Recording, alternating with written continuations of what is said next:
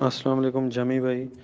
اچھا، یہ جو خرگوش میں گیس ہو جاتی ہے، پہلی بات تو یہ ہے کہ اس کی تشخیص کیسے ہو، اور اگر یہ ہو گیا تو اس کا علاج کیا، اور یہ کن کن وجہ سے ہوتی ہے، کائنڈلی یہ بتا دیں کہ اگر خرگوش کو ہو گیا تو پھر اس کا علاج کیسے ہو اور تشخیص کیسے ہو کہ اس خرگوش کو گیس ہوئی ہے۔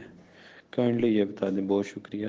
جی محترم، گیس تو بسا اوقات کافی چیز ہوتی ہے، اکثر تو چارے سے تو نہیں ہوتی۔ تو گیس ایسی مٹی نما چیز سے ہو جاتی ہے، چاول سے ہو جاتا ہے، ایسی بہت سی چیزیں ہیں۔ تو اس کا آسان طریقہ ہے ویسے گیس کا پہچان یہ ہے کہ پیٹ پتھر کی طرح سخت ہوگا۔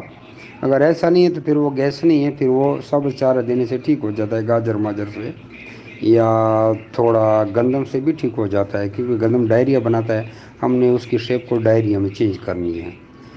تو دیسی طریقہ پر گیسٹوفل سرپ سے بھی ٹھیک ہو جاتا ہے، اور اگر گیس شدت اختیار کر جائے تو آپ اس کو لیکوڈ پیرافین دے سکتے ہیں، 40 روپے کی بوتل ملتی ہے انسان کو میڈیکل اسٹور سے، وہ بھی دے سکتے ہیں۔ آرام سے ٹھیک کرنا ہے تو اس کو آپ گیسٹوفل سرپ بھی دے سکتے ہیں، اس سے بھی گیس ٹھیک ہو جاتی ہے۔ اور بھی کافی گیسوں والی چیزیں ہیں، سرکے مرکے سے بھی ہوتے ہیں، کافی چیزیں ہیں جسے انسانوں کو دیکھو ایسا خرگوش بھی ہے۔